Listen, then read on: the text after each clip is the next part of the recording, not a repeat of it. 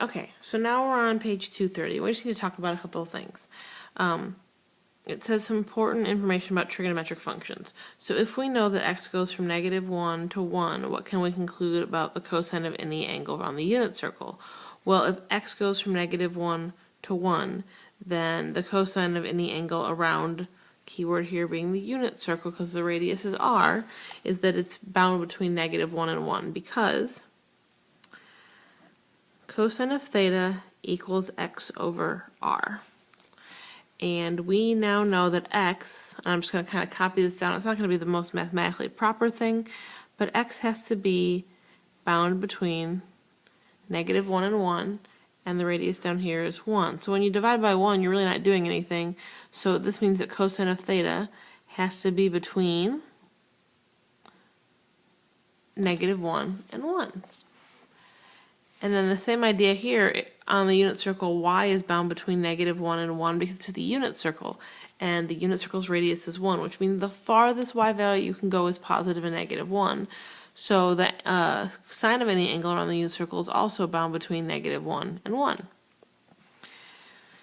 And then the last thing says, when something in math repeats itself over and over again, we say that thing is periodic, which means it goes through a cycle. And you might have talked about cycles when you did waves or sound in physics.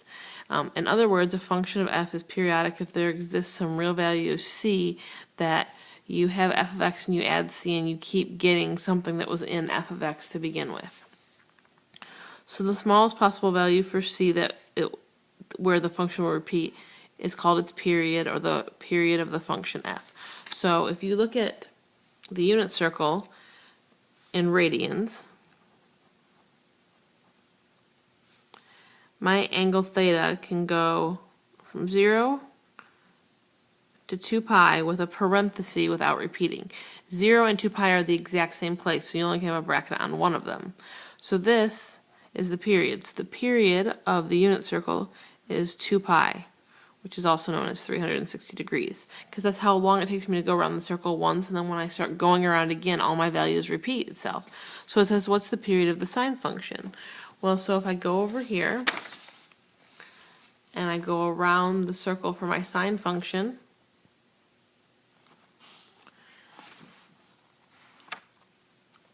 I look at all my y values, they haven't repeated yet. They start to repeat, but just because these have repeated, you are missing all the negatives, so you have to keep going, keep going, keep going. Once you get here, they're all going to start repeating again. So the period of sine is 2 pi, which is also, for the same reason, the period of cosine. On page 231, it wants you to do the tangent values. Well, we already did that on our unit circle, so you can put a little X that we already did that. And then it says, where is tangent undefined? Tangent is undefined at pi over 2, and then 3 pi over 2. And if you kept going around the circle, then the next one would be 5 pi over 2, and the next one would be 7 pi over 2, and so on. So really what's happening is, to go from here to here, you added pi. From here to here, you added pi. And if you don't see that, I can prove it to you. Tangent's first undefined here. And to get to my next undefined value, which is down here at the bottom, I have to go half the circle. Well, you know that half the circle is pi, so you're adding pi every time. So it says, where is tangent undefined? Tangent's undefined at pi over 2, and then plus or minus pi n. And all this n is an integer. So all that's saying is, if you start at pi over 2, so I'm going to start up here at pi over 2, and I can go this way, or I can go this way, a pi, or this way, and then this way, or back around this way. Every pi you go, you're going to get another undefined value. Okay. This stuff is stuff that we're going to visit over and over and over again, but I'm just going to tell you about it now, and then when you watch the videos for class on Wednesday, this stuff's going to make a lot more sense. Even functions. An even function, if you remember, when you plug in a negative value or a negative x, the function stayed exactly the same. None of the signs changed. So in this case, we don't have x's, we have thetas. So cosine's an even function because when you plug in negative theta, you get the same thing as cosine of theta. And since cosine and secant are friends, if it's true for cosine, it's true for secant. So let me explain to you a little bit what that means. So if I want cosine of 45 degrees, cosine of 45 degrees is x over r. So cosine at 45 degrees is root 2 over 2 divided by 1, which is the radius in the unit circle. So root 2 over 2 divided by 1 is just root 2 over 2. So cosine at 45 degrees is root 2 over 2. So I'm going to write this out for you.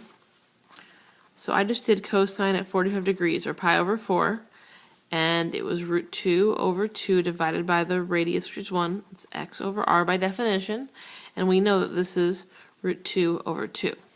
So now to prove to you that this is an even function, I have to make the angle negative. So cosine of negative 45 degrees, or negative pi over 4.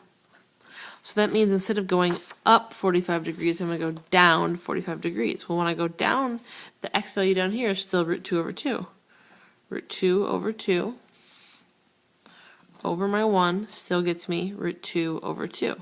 So this is definitely an even function. Same idea for the sine, only sine is an odd function. And since sine is odd, tangent follows suit as well. So, same idea. Just not going to write it out for you this time. So let's say I do sine of 30. Sine of 30 means you take the y value and divide by the radius. So 1/2 divided by 1 is 1/2. So sine of 30, y value, is 1/2. Sine of negative 30 is negative 1/2. Because you plugged in a negative angle and the answer that came out was negative, all the signs were opposite. So you plugged in a negative and all the signs were opposite. That makes it an odd function. And then I remember that because opposite, odd, opposite, odd.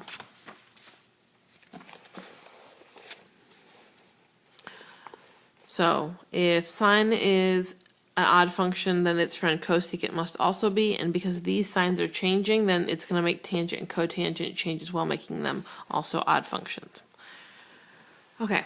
And so then down here at the bottom it says x squared plus y squared equals 1. We know that to be the unit circle.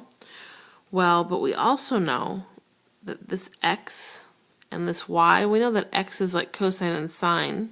Sorry, x is like cosine and y is like sine. So it says x is really like cosine and the y is really like sine theta. So instead of writing x squared plus y squared, I can write cosine squared theta plus sine squared theta equals 1.